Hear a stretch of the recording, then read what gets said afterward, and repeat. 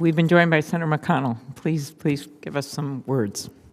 Thank you, Madam Chairman. I'm pleased that we are where we are today. We are here to consider legislation that is necessarily detailed and complex, but the reason we're here is pretty simple. After 150 years, the Electoral Count Act needs some modest updates. Those of us on the committee know it. I believe that all our colleagues in the Senate know it, and the American people certainly know it.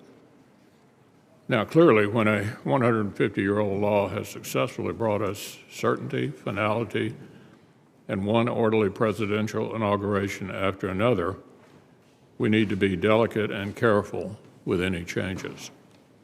But the chaos that came to a head on January 6th of last year strongly suggests that we find careful ways to clarify and streamline the process.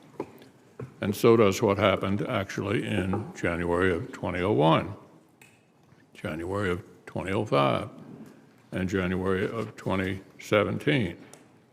For more than 20 years now, every time voters pick a Republican president, we've seen at least some Democrats in Congress resist the people's decision and try to challenge the electoral count.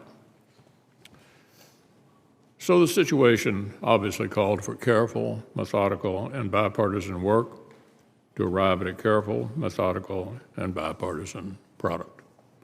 It's clear that only a bipartisan compromise originating in the Senate can actually become law. One party going it alone would be a non-starter. In my view, the House bill is a non-starter. We have one shot to get this right, and fortunately for all of us, fortunately for the country, an outstanding working group of senators rolled up their sleeves.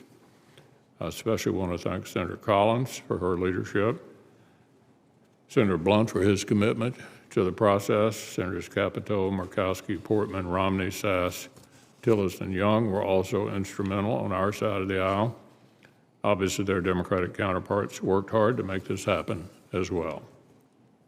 I strongly support the Collins legislation as introduced, and assuming that we make no changes here today, or at the most technical changes, I'll be proud to vote for it and to help advance it.